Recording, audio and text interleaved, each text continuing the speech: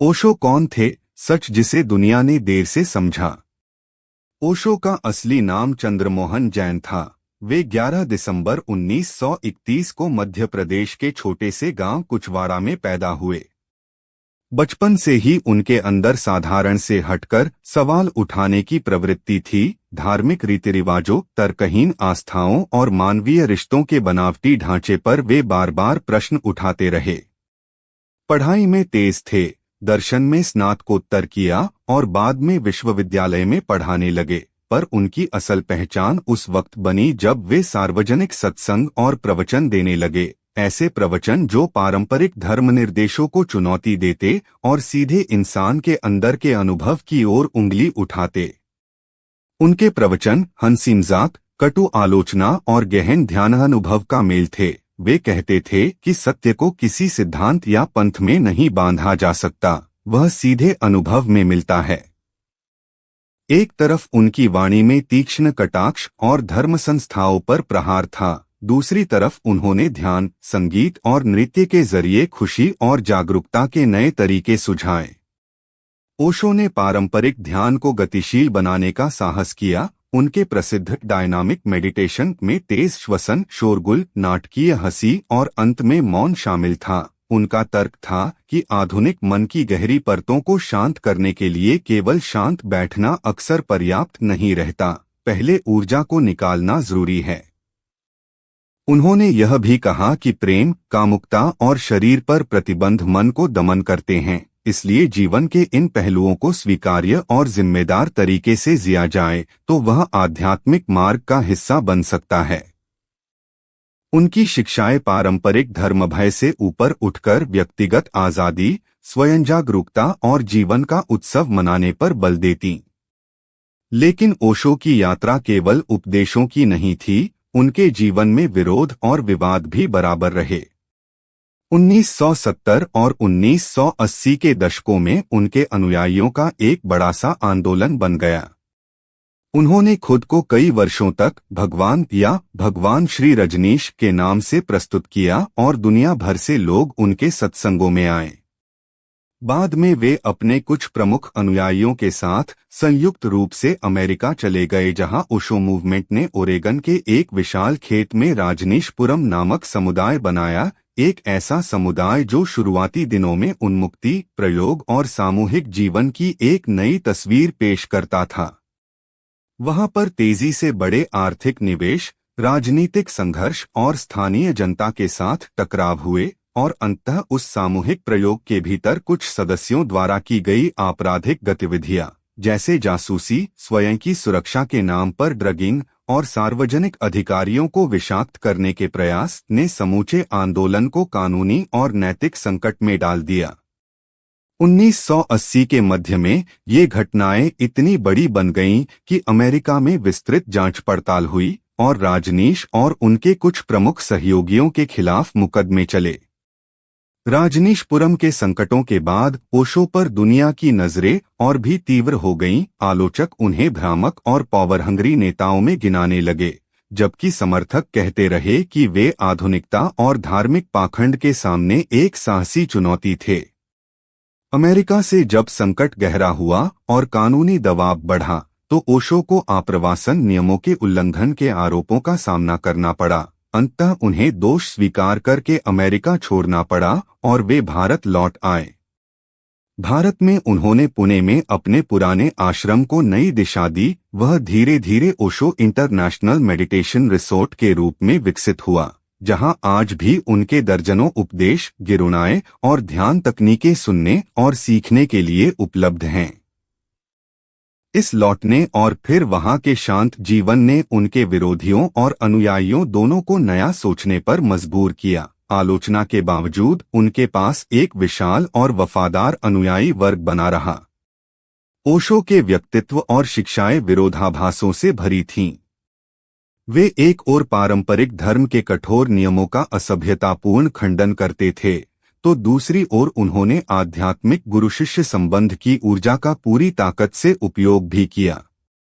उनके प्रवचनों में कभी कभी तीव्र व्यंग्य और सामाजिक आलोचना होती, पर साथ ही मानव मन की संवेदनशीलता, अकेलापन और प्रेम की तीव्र जरूरत पर भी बार बार जोर रहता। उन्होंने कहा कि ध्यान का असल लक्ष्य व्यक्ति को पूरी तरह जिम्मेदार, जागरूक और संतुलित इंसान बनाना है, जो संबंधों में पारदर्शिता रखे और जीवन की भौतिकताओं को स्पष्टता से जी सके।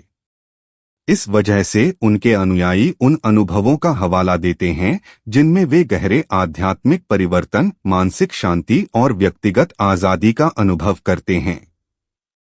ओशो की आलोचना भी यथार्थ थी। जिन गलत गतिविधियों और राजनैतिक दखलंदाजियों का राजनीशपुरम के समय खुलासा हुआ, उन पर सवाल उठते रहे कि कितनी हद तक गुरु स्वयं इनका हकदार थे और कितनी हद तक उनके आसपास के कुछ शक्तिशाली लोग इनका कारण बने। मीडिया ने उनके आश्रमों और अनुयायियों की समस्याओं को बड़े पैमाने पर उठाया। अदालतों ने कुछ मामलों में सजाएं दी और अमेरिका से भारत लौटने के बाद भी विवादों की आंच पूरी तरह नहीं गई। इन सब के बावजूद समय के साथ कई लोगों ने यह भी कहा कि विवादों के बीच ओशो की कुछ शिक्षाएं सजीव और उपयोगी रहीं, विशेषकर ध्यान के व्यावहारिक तरीके और समकालीन जीवन में आध्यात्मिकता के प्रयोग। दुनिया ने ओशो को समझने में समय लिया। कभी उन्हें प्रेरक गुरु के रूप में देखा गया, कभी उन्हें नियंत्रित करने वाला और खतरनाक नेता कहा गया। उनकी मृत्यु 19 जनवरी 1990 को पुणे में हुई अधिकारी कारण हृदयाघात बताया गया, पर उनके समर्थक आज भी इस विषय पर सवाल उठाते हैं और कई तरह की थ्योरीज आगे रखी गईं। मौत के बाद भी उनके उपदेशों की किताबें, रिकॉर्डेड बातचीत और ध्यान तकनीकें बची रहीं और दुनिया भर में कई लोग उनसे प्रेरित होते रहे। कुछ आधुनिक डॉक्यूमेंट्री और पत्रकारिक रिपोर्टों ने उनके जीवन और राजनीशपुरम जैसी घटनाओं को फिर से प्रकाशित कर लोगों की नज़र फिर से खींच ली। इनका असर यह हुआ कि नए नए दर्शक और शोधकर्ता उनके व्यक्तित्व और विचारधारा दोनों को अलग अलग परिप्रेक्ष्य से पढ़ने लगे। ओशो का सबसे बड़ा योगदान शायद यह है कि उन्होंने आध्यात्मिकता को निजी, अनुभवजन्य और प्रयोगात्मक बनाए रखने की बात की। वे किसी भी धर्म के नाम पर भय, शोषण या दमन का समर्थन नहीं करते थे। उन्होंने बार बार कहा कि धार्मिक संस्थाएं अक्सर शक्ति संरचनाएं बन जाती हैं और असल अनुभव को कुचल डालती हैं।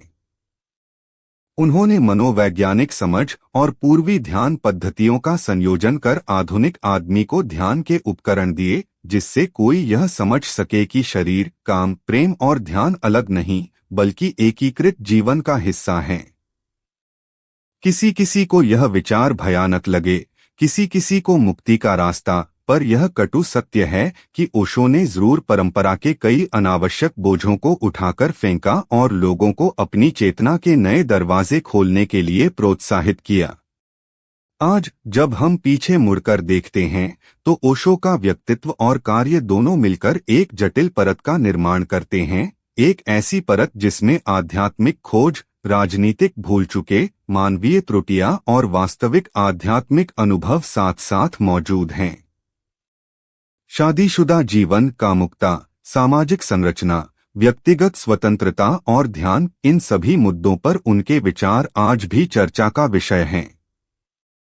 कुछ लोग उन्हें आध्यात्मिक क्रांतिकारी मानते हैं, जिन्होंने आधुनिकता के दबाव में खोते हुए इंसान को एक नई तरह की जागरूकता दी। कुछ उन्हें एक विवादास्पद व्यक्तित्व मानते हैं, जिनकी कार्रवाइयों ने कई परेशानियां पैदा की। शायद सही न्याय यह होगा कि ओशो को केवल सही या गलत की सीधी पट्टी पर रखना मुश्किल है। उनकी शिक्षाओं में ऐसी बातें थीं जो आज भी कई लोगों के लिए पोषक सिद्ध होती हैं, और उनकी जिंदगी में ऐसी घटनाएं भी थीं जो चेतावनी दे जाती हैं कि किसी भी आध्यात्मिक गुरु के चारों ओर शक्ति और अनुशासन का संतुलन न होने पर स्थिति कैसे बिगड़ सकती है। अंत में, सच जिसे दुनिया ने देर से समझा, यह वाक्य ओशो पर कुछ हद तक लागू भी होता है और कुछ हद तक चुनौती बनकर भी उभरता है। कुछ वर्षों के बाद, और खासकर डिजिटल युग में उनके संवादों का प्रसार बढ़ने के साथ, नई पीढ़ियां उनके प्रवचनों को फिर से सुनती हैं, चुनिंदा विचारों को अपने अनुभवों में आजमाती हैं और कई बार उन विचारों में गहराई पाती हैं जो पहले वर्जित या विवादित समझे गए थे। ओशो ने जीवन को धर्म की किताबों से ऊपर उठाकर देखने की पुकार लगाई। यह पुकार कुछ लोगों के लिए मुक्ति बनी, कुछ के लिए उलझन का स्रोत। पर सबसे अहम बात यह है कि उन्होंने सवाल उठाने की हिम्मत दिखाई, और यही कारण है कि उनके बारे में फैसले आज भी चर्चा और पुनर्विचार के दौर से गुजर रहे हैं। यदि आप चाहें, मैं इस विषय पर और विस्तार से उनके प्रमुख उपदेशों का गहन विश्लेषण, राजनीशपुरम के घटनाक्रम का कालक्रमिक वर्णन या उनके संवादों से उद्धरण लेकर एक नजदीकी व्याख्या तैयार कर सकता हूं।